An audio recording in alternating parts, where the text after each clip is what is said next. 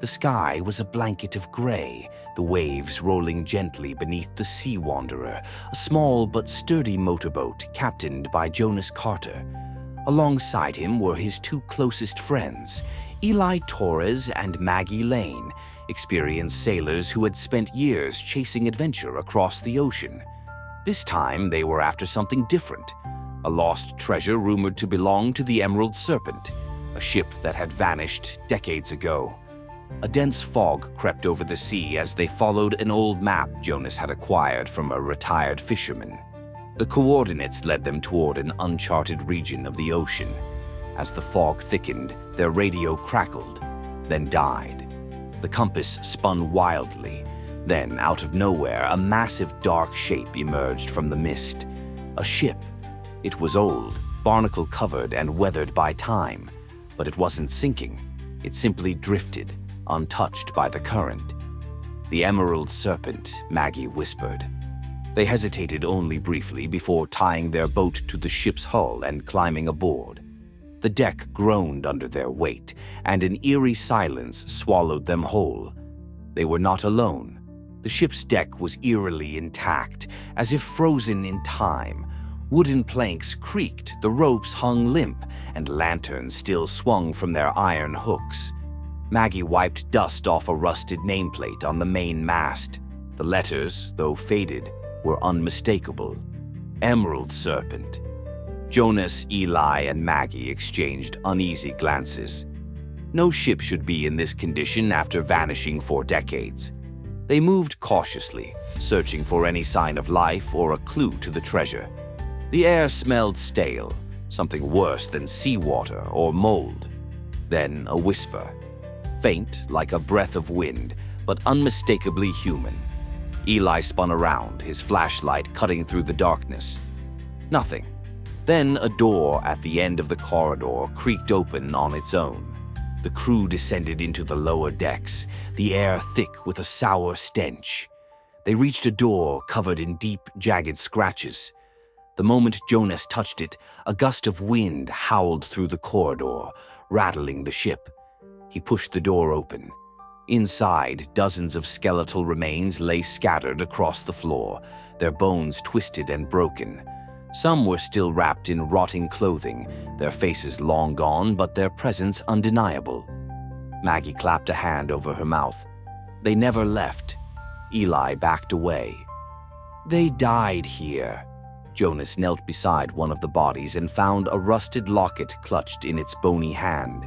He pried it open. Inside was a photo of a woman, her eyes haunting, filled with sorrow. A sudden gust of wind slammed the door shut. Then the whispers returned. This time they were louder, and they were not alone anymore.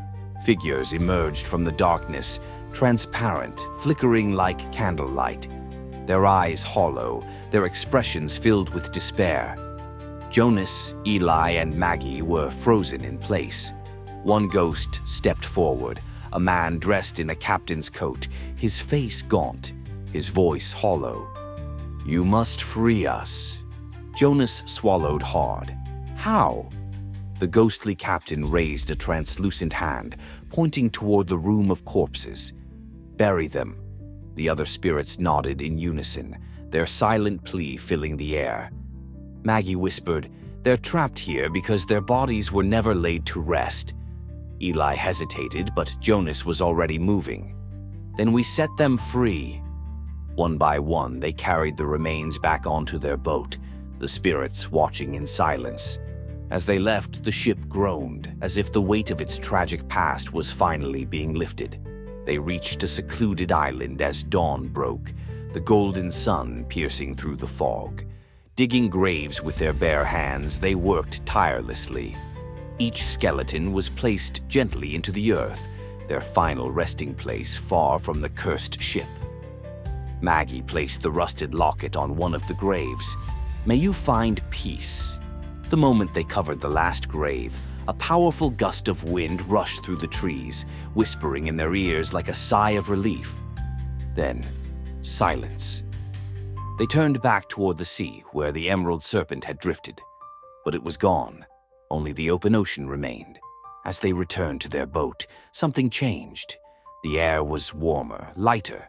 Then flickering lights appeared on the water, shimmering figures walking across the waves. The spirits had returned. The captain stood among them, his hollow eyes now filled with something else, gratitude. He raised his arm, pointing toward the horizon. The treasure is there. Jonas checked the map.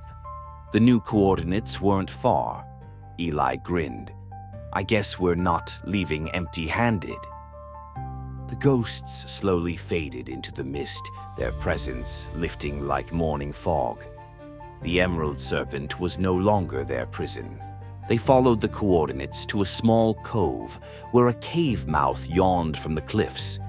Inside, buried beneath centuries of rock and sand, they found it. Gold coins, jeweled goblets, and silver bars stacked higher than any of them had dreamed. A fortune beyond measure. As they loaded their boat, Maggie whispered, "It wasn't just about the treasure." Jonas nodded. It was about setting them free." Eli smirked. "Still, the treasure's a nice bonus." They laughed, sailing back toward the open sea, toward home, toward a future forever changed by the ghosts of the Emerald Serpent.